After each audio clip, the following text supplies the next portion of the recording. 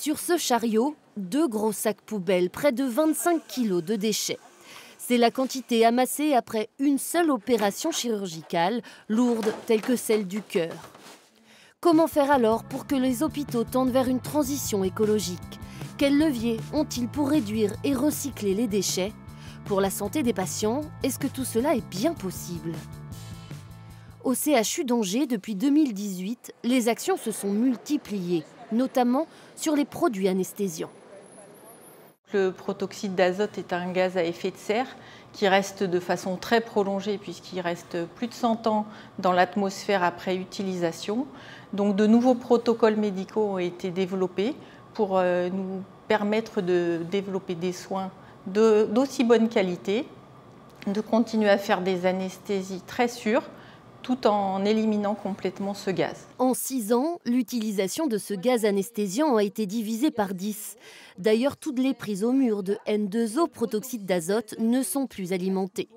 À l'année, cela représente l'équivalent de 380 tours de la Terre en avion évités. Un travail est également réalisé sur le recyclage. Il y a quelques années, tout finissait dans la même poubelle et tout allait à l'incinération.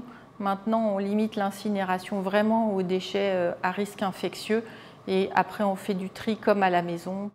Le ministère de la Santé prépare un nouveau guide pour accompagner les hôpitaux. Le tri des déchets infectieux peut être très dangereux. Autre directive du gouvernement, réduire la consommation énergétique. Le secteur de la santé représenterait environ 8% des émissions de CO2 de la France. À Nantes, le futur CHU, qui devrait voir le jour en 2027, a été conçu pour.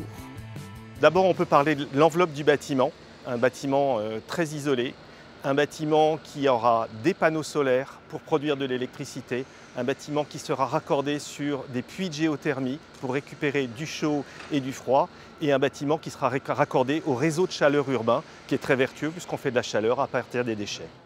À l'intérieur, une nouveauté et pas des moindres. Pour éviter d'être trop énergivore, la climatisation a été bannie partout où elle n'est pas obligatoire, comme dans les chambres de patients par exemple.